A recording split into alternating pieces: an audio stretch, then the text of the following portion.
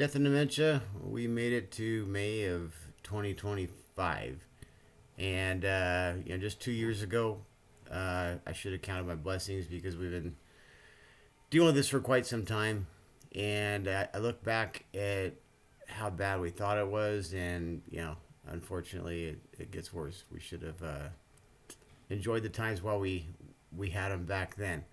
But that's what this disease does. It doesn't get any freaking better. It just keeps going downhill. Some of the decisions that we've been faced with recently, and thankfully, my brother and I are still best friends. So we work really well together. And a few weeks ago, our uncle died, and a really good man. Our aunt and uncle were really close to mom and dad. Back in the day, they vacationed together quite a bit. And our uncle was older than dad. And so as a kid, dad really looked up to him and basically did his whole life. He talks about him quite a bit. And then we're faced with the funeral. And so my brother and I talked, and it just was, it would have been a bad idea. You can't bring mom and dad to the funeral. And mom actually asked about it. There's no way dad could go. And he wouldn't know pretty much anyone. It would have just been a bad show all the way around. Mom probably wouldn't have been a whole lot better. She would have known people. And so that was a real tough one, trying to explain to mom why we didn't think they should go to the funeral. And ultimately, they didn't go. Everybody understood why, because they know what they're going through. And mom stayed with dad. And so we never even told dad that our uncle died, because at this point it doesn't do him any good. He does talk about our uncle quite a bit still, because it's someone he's known for since he was a kid. And he loved him and respected him hugely. But to tell him that he's gone now, it just doesn't do any good, because it'll break his heart, and then 10 minutes later he's not going to remember. And if he asks you again, you tell him again, you're just going to make him feel shitty over and over. So there's really no purpose to it. Mom, she remembers to a point. She's kind of forgotten the subject.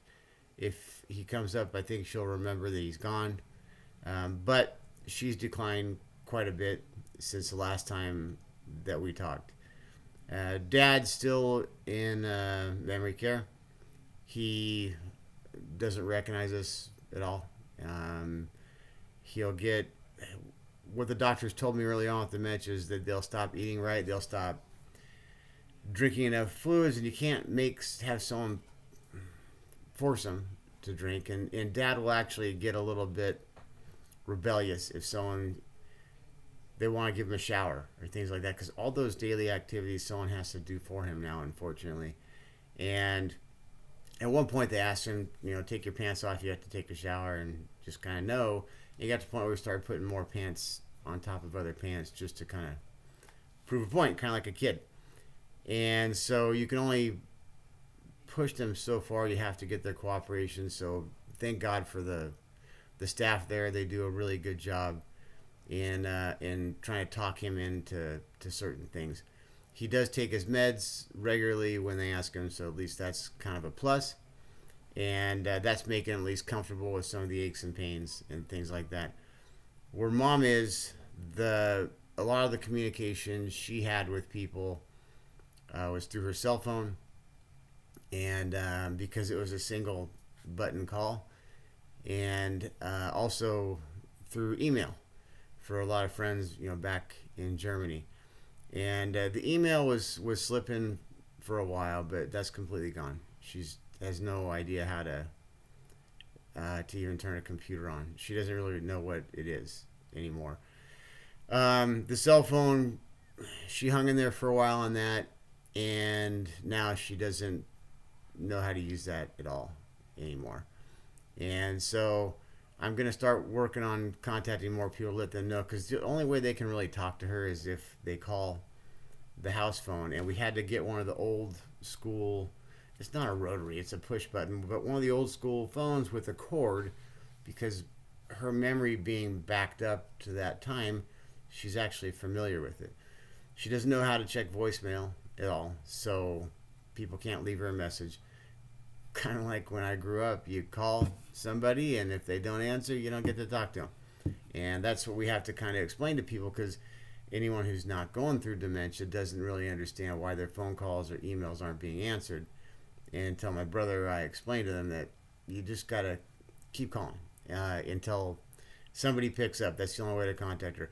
When you do talk to her on the phone, she'll recognize voices pretty well, especially mine and my brother's. She won't understand basic daily words or things like that. And a good example, last night, she had called me. She is having a hard time speaking. She gets a hoarse voice, and probably because she's not drinking enough water. And so trying to explain to her that you need to drink more water, and I got her some hard candy and some cough drops and things like that. But she doesn't know what a hard candy is. I even tried it in German, for Christ's sakes. She doesn't know what a cough drop is. And so you have to trying to explain what it looks like, where you have to know about where it is in her house for her to go. She doesn't know what a TV is, what a remote control is, what any of those. The word doesn't make any sense to her anymore. And Jubilee, I'm still big on Jubilee. They kind of came to the rescue on that last night. And so I hung up the phone. I called her on the Jubilee app where I could see. And so I could explain to her that on your coffee table right there, there's that dish, and kind of guide her to it. The Jubilee is fixed, so I got lucky that it was in that area.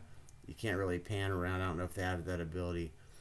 But that's where we are, and it's just a struggle daily communicating. And she'll have what she thinks are problems. A lot of them are just in her head, because I'll talk to the staff afterward, and nothing had gone on where she's trying to communicate that something bad had happened. The phone calls, some days I guess rarely I get no calls. Most days it's 3, 4 or 5 phone calls, up to a dozen a day. And it's mom, so I answer, but you really can't understand what she's trying to convey to you. And there's times where I'll sit with my wife on speakerphone, kind of looking at my wife just to help me out with this shitty charades game. But that's kind of where we are. Unfortunately, I will update more as I get the time. Until then, God bless you all, and God bless the United States of America.